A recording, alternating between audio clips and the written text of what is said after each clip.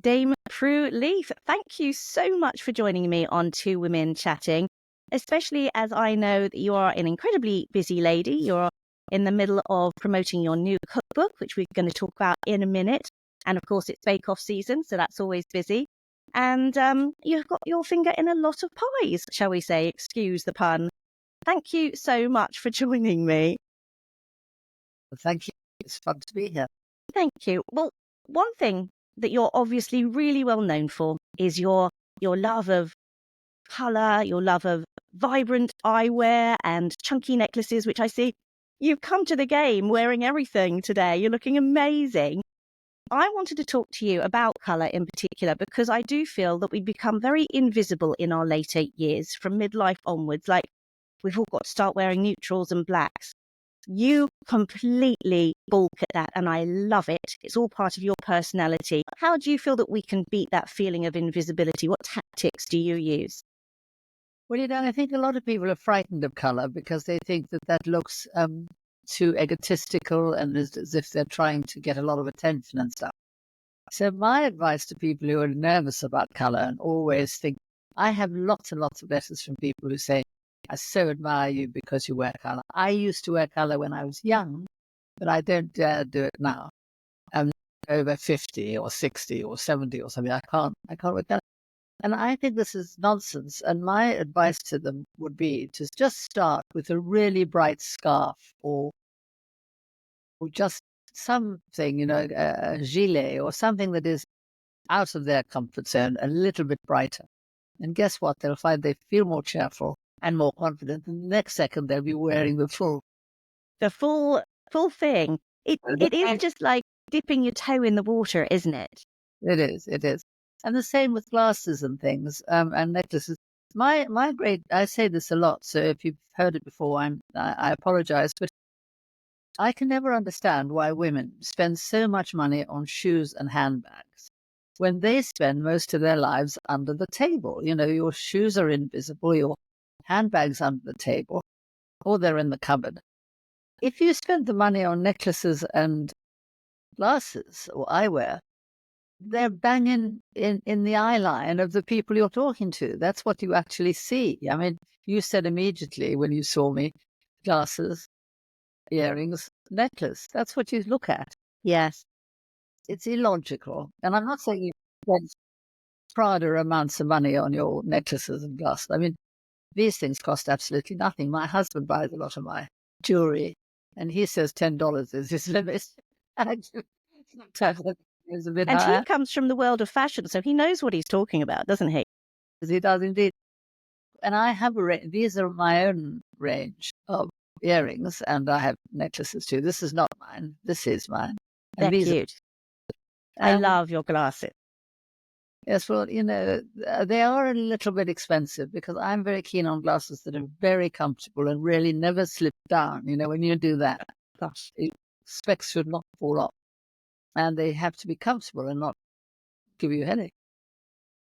And so my frames are made by a very good glasses manufacturer, and they design the actual hinges and the mechanics of it. I just do the color and shape, really. And so start with a really good foundation. Yeah, for sure. Now I know, and you're wearing red today. For people who obviously can't see if you're listening to this on your earbuds, but you're wearing red. I think that's one of your favorite colors, isn't it? I do like red. I like yellow. Actually, I like all sorts of colors. I have phases when I wear all pink or all turquoise or something for a while. But I just like bright colors. And people say, do you never wear gray or beige? I don't have anything gray or beige, so I can't. I remember when I hit my 40s and my body was changing and I was wearing an awful lot of black to camouflage it. But I think as you come out of that stage and you're feeling, you don't want to be invisible, I think it's great to embolden yourself and empower yourself with a bit of colour. And it's funny the way, just I've got a pink sweater on from Kettlewell at the moment, but just putting on a bit of colour, I find that I stand better and I walk into a room with a bit more confidence, I think. That's true. If it's a rainy day and you're feeling miserable in the middle of winter, why put on a black coat? If you wear a yellow coat, it's sunshine. It just lifts your spirits. It really does. Color does. I mean, we all feel more gloomy when the skies are grey and we all feel more cheerful when it's bright and sunny. So why can't apply that simple rule to bring the sunshine in? Yes. You mentioned Kettlewell, and I have a range of this is a Kettlewell t-shirt. And I really do admire Kettlewell. They call themselves Kettlewell Colour, because they are so proud of their colours. And they really do go for vibrant colours and every colour under the rainbow. I mean, I don't know a single fashion house. There isn't one that does as many. You look at just in the range of red, there are probably about 5 or 6 different, from sort of maroony to orangey. And the same with all the colours. I find myself, if I'm in a Kettlewell shop, I can't resist buying too many of them because they have so many wonderful colours. I think that's lovely as well, because people say, oh, red doesn't suit me, but a certain red might not suit you, and a bluey red or a pinky red might suit you. And it's all about sort of that tonality, isn't it? The seasons that you're reflected in. What season would you say you are? I'm seeing an autumn or a winter? No, I don't know. I just like all the seasons, but I remember when I was when I had first started my company, and I suppose I was about 10 or 12 years into it, and so I began to have a little group of staff around me, and they were all women.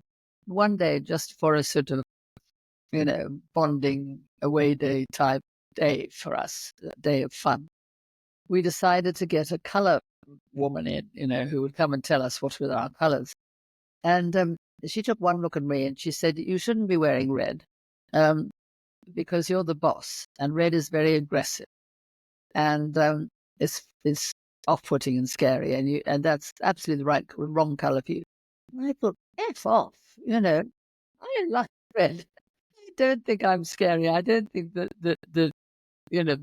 I genuinely do not think the colour reflects your nature, because sometimes I wear very soft pink and the next second I will wear. And you could also be fierce in pink, quite honestly. So I don't totally hold with you have colours, but a lot of people do, and they like to have advice what would suit them. And often a good colorist or I know Kettlewell do this. They will talk to you about your skin tone and your hair areas and your personality and all the rest of it, and sort of help you with the color. But I'm much more crude about it. I just say go for it. If you like the color, wear it. It doesn't matter. Step for it. And it's interesting to note as well that your colors change. The colors that suit you perhaps in your 20s and 30s may not suit you in your 40s and 50s, may not suit you in your ongoing years. So it is quite nice to ring the changes and not to get stuck in a color rut, to try something else that could be just perfect on you. Right. Can I switch now to your new cookbook? Gosh, you've had a lot out. But this one comes with a bit of a difference, doesn't it? So your new book is titled Life's Too Short to Stuff a Mushroom, which of course it is. What makes this new book so different? Well, I think the main thing that's different about it is it's really a sort of cross between a teaching manual for people who are nervous about cooking.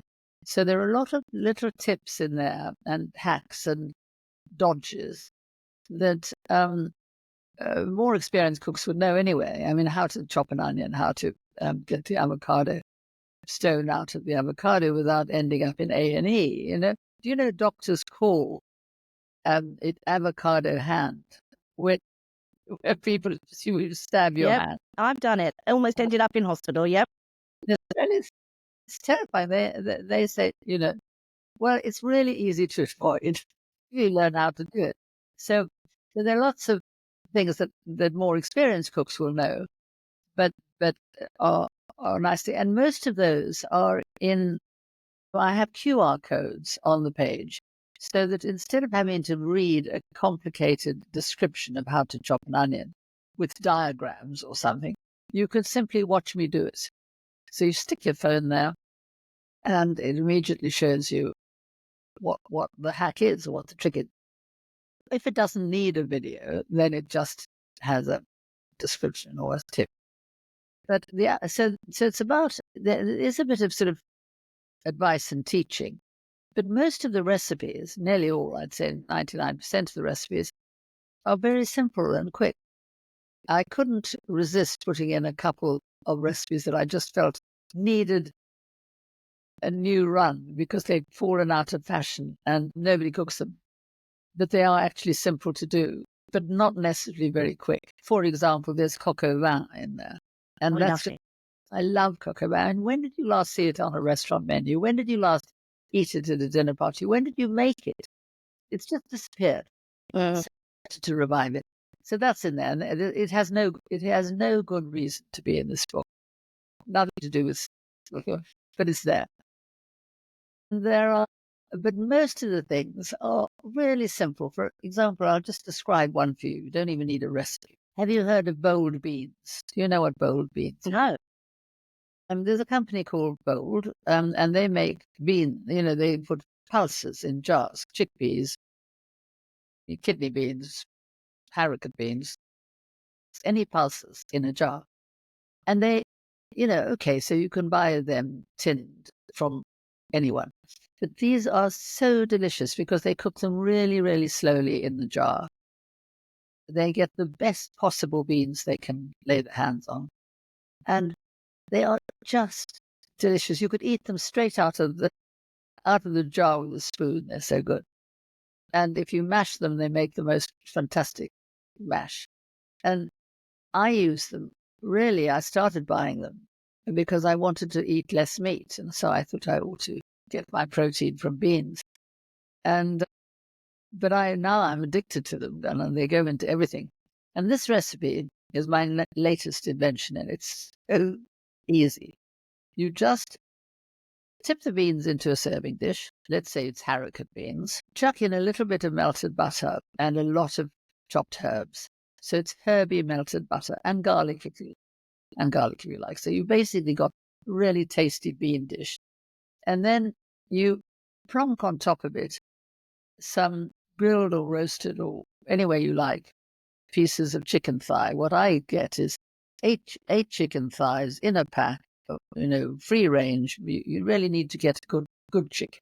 And I just cook it, bang them in the microwave with Nando's sauce out of Oh, it. yum. I love Nando's anyway.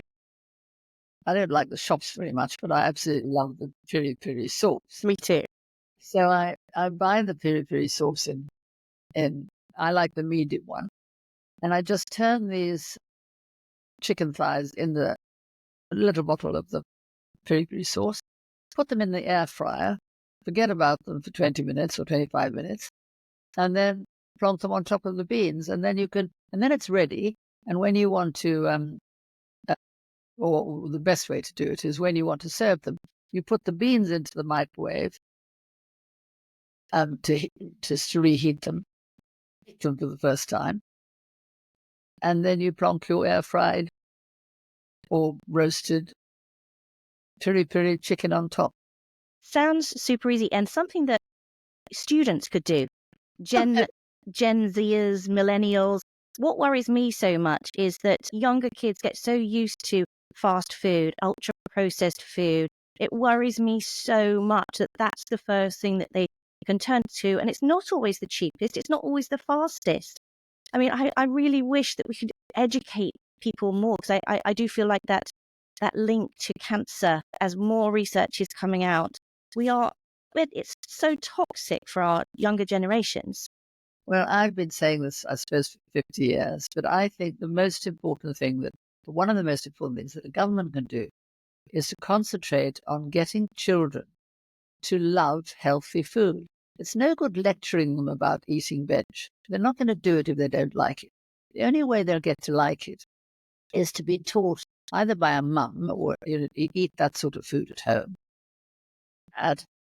or to go to a school that is serviced by, there's a charity called Chefs in Schools, which is absolutely brilliant. And what they do is they put a chef in the school who's a very well-trained chef, and they ask her or him to not just make good dinners. They're not just good dinner ladies, but to sit down with the children, eat with them, talk to them, help them grow tomatoes in the school playground in troughs.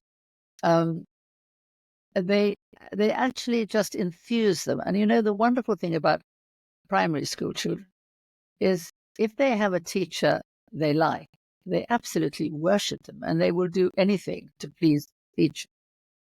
And they will eat anything he asks them to.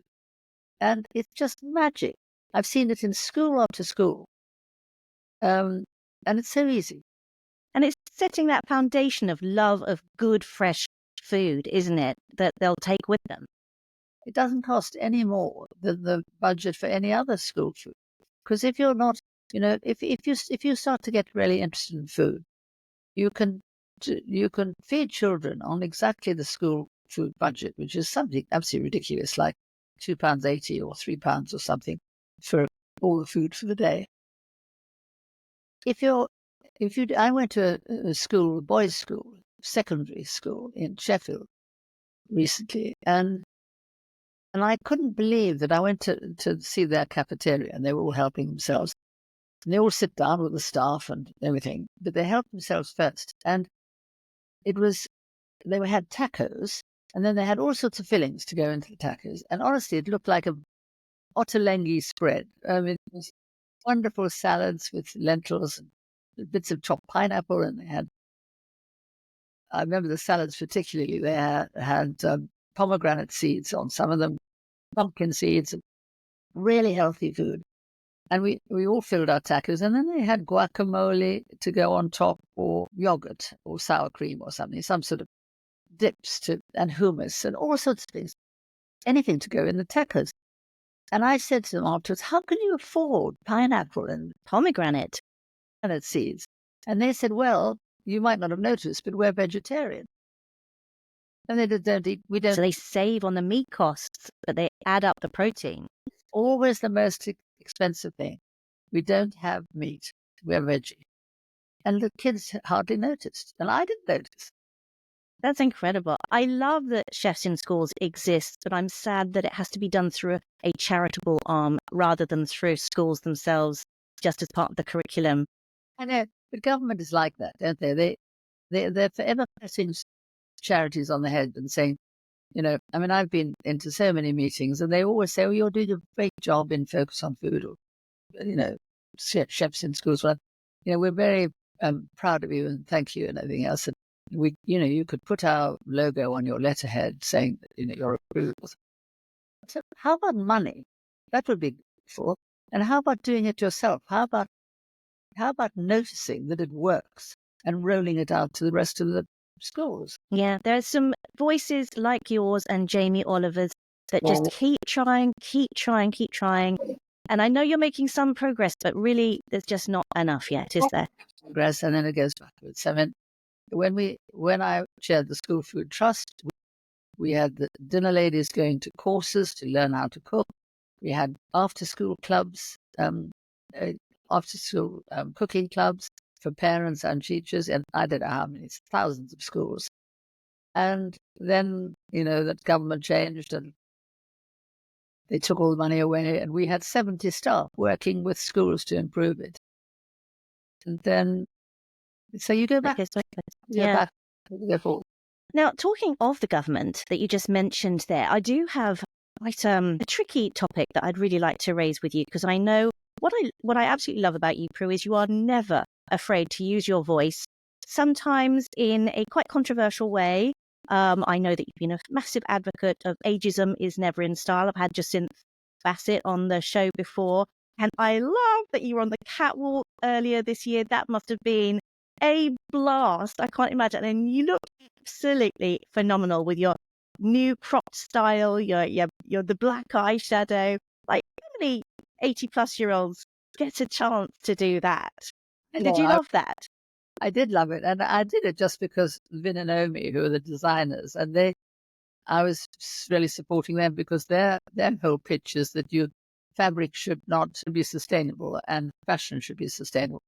So they have these catwalk shows, and all the clothes are made from sustainable fabric, and most of it is plant-based. And I showed before the one you're talking about, I wore a dress that was made from King Charles is a supporter of this charity, and so he said that they could take anything from any of the royal gardens to turn it into fabric. So there was, all sorts of things. My dress was made of willow bark and dyed with beetroot juice, but it looked like a linen dress with a beautiful pink. But this time round, I just trusted them, and I said, you can put me in anything you like, and I didn't have time to have a fitting. But they said, don't worry, we've got your measurements. We'll be fine. But they turned up with this latex tube, black latex, slinky thing that was just tight all over me. And we took two girls to pull it on, and it had red lacing all the way up the sides.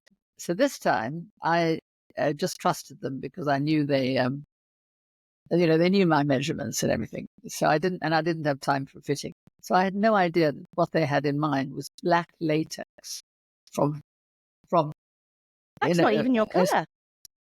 Slinky black latex dress. And it took two girls to pull it on me because latex is stretchy and tight. And then it had slits all the way up the sides and laced with red laces. So it was a slightly bondage. Just felt like Madonna. And also, I had to choose. I could either have it laced up tight, which was a bit more decent down the side, or I could have it much looser, and then there'd be bits of me showing, which I wasn't very keen on. But there still were bits showing, I'm afraid. Anyway, so and I hadn't realized that the catwalk would be like the length of a hockey pitch. It was in an enormous empty building in Kensington, which has just been built, and they were given a whole floor. And so this thing, I just thought I'll never get to the end of it. And I couldn't keep up with these long-legged girls, because there were 50 or 52, I think, models who were all professionals, and me. Oh, and Jo Wood. She was also... Oh, that's so cool. That's so cool. Well, I wonder if we can turn to another area that you, apart from ageism and the many other campaigns that you're involved in, this one slightly more controversial and finally being taken up in Parliament by a bill, and that is the choice of assisted dying. And you are an advocate for this. You are a campaigner for dying with dignity.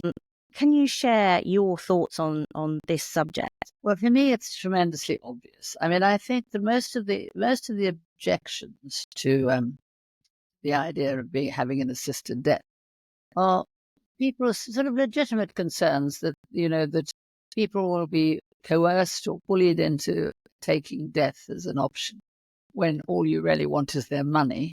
Some greedy family, or more worryingly, that society will make people feel that they are a burden and that they should get out of the way and stop flogging National Health Service beds, which could be better used for productive members of society who are younger and stuff.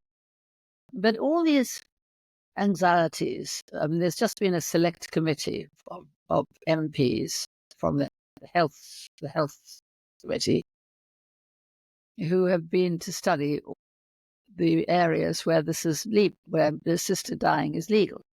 So they've studied everywhere, and they said that they have had no evidence of any coercion and no evidence of a slippery slope, that you start with saying, well, it's for dying people or for people of sane mind, and you end up allowing people with mental conditions or who are children but nobody's ever done that. Nobody some countries have had this for 29 years now, Oregon, for example, and there's never been a case of this. Of course, you can't have somebody complaining that they were coerced to die because they're now dead, so they can't complain.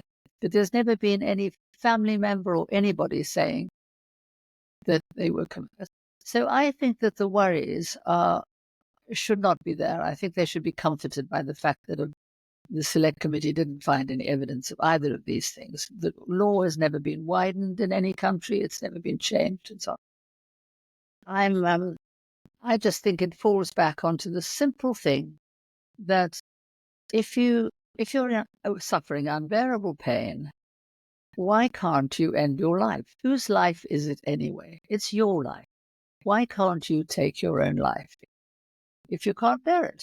Of course, there have to be safeguards, but we have to be absolutely certain that you'd never let a 19-year-old man commit suicide, I don't think, because unless they were dying of an incurable disease, because lots of the most common suicides are young men. Yes, yes.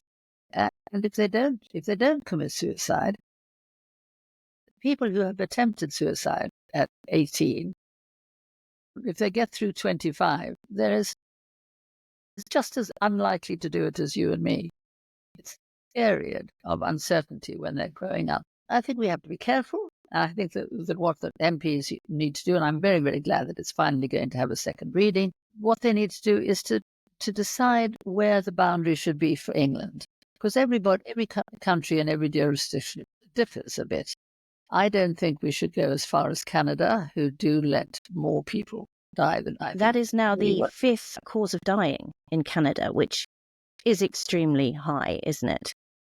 It is high, but then on the other hand, it shows how successful it is, how it's needed, and how much people want it.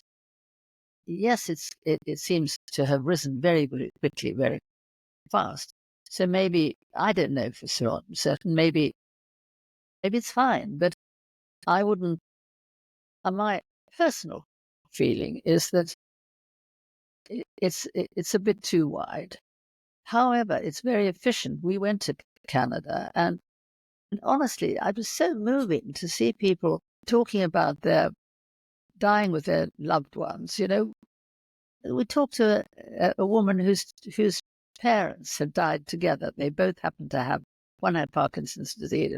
They both qualified. Forget what the disease of the other was. And they died in bed, the pair of them holding hands with their family around them. And honestly, it made me cry because it was so perfect. And we all want to die in a dignified and in a loving way. And we want to die in our own beds at home. We don't want to schlep to a foreign country, to Switzerland, to some industrial estate outside. It's also such a point of privilege. It's generally wealthy white people who make that choice to go to Dignitas. Why can that choice not be open to everybody who wants and I think this is a really important word, dignified death, because death can be terribly messy and painful and awful. Obviously, it really can be. But the idea of the sarcopod.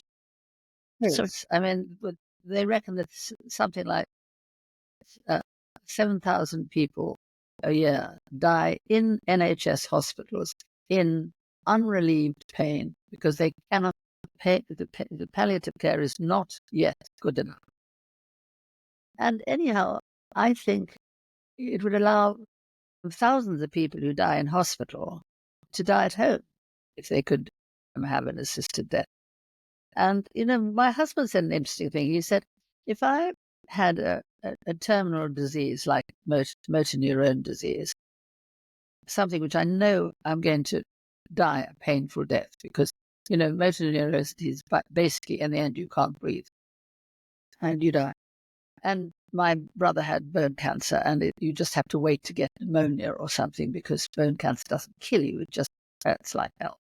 And he said, if I had a terminal illness, I would be fearing all the time because I'd know that I'm going to have at least 3 weeks, maybe 3 weeks of hell at the end of my life. So I would be thinking about that all the time. If I knew that I could step out of it once that had started, once the unbearable pain was there, and I knew I could just go, then I would enjoy my current life. So I would spend the next 2 years or whatever it is, not worrying about having a sense of peace because you can make the choice. I mean, it's been said before, it's nothing new, but we treat our dogs with more respect at their end of life care when, they might have a delicious breakfast that morning, one last walk, a cuddle, and then they go to sleep. What a beautiful thing that is to be able to give that to a living creature. Somebody's stroking, with them. holding their paw or whatever it is. I know, God, let's give me a dog's life. I'd like a dog's life. That is so true. Oh gosh, I'm looking at the time to make sure I don't hold you too long. But yes, I hope that we reflect on this in Parliament and it gets given the space and time it deserves to really be debated upon. And of course, there's going to be layers of safeguarding around this. It's not going to be like, well, I know my mother is 90 years old and she's basically blind and she is often depressed and she's scared of what might happen. She knows it's coming. She knows it isn't, but she'd rather take ownership of it. And I can understand that completely. And I hope that she has a very gentle death, but none of us know what it's like, do we? We don't know if someone comes to meet us at the gates or, we go over the rainbow or any of those things, but we should have that choice. So thank you for all the work that you do and that Esther Ranson does as well. And I hope that at some point we can make that choice. For Esther to be doing that in her condition is just wonderful. It is. It really is. Well, I have loved your company. I knew I would because you are very authentic. You're very honest. Can I say blunt sometimes as well, which I think is very refreshing. And we all love seeing you on our TV screens every week. And I haven't even peppered you with a Bake Off question. Did you notice that? I figured that people who are Bake Off fans, they love you anyway. People always want to ask you Bake Off questions and I'm not allowed to answer them. Oh, well, good job I didn't waste my breath then. But it has been absolutely lovely to talk to you. Keep doing all the wonderful things that you do. I am not a graduate, I would say, but I have been to your cookery school many times and I've really enjoyed learning so much. It's a great environment. And I would encourage anybody to just learn to cook some basics. And I think your new cookbook, Life is Too Short to Stuff a Mushroom, would be a really good Christmas present, especially for students who might want a little bit of a cheap way to make a trifle with, custard out the tin or whatever it might be. Packet Out of the packet, even better. Or, using your frozen puff pastry, which is, I have to confess, what I always use. But anyway, thank you, Prue Leith. It's been an absolute delight to talk to you and thank you so much. Thanks, Michelle. It's been fun. Thank you.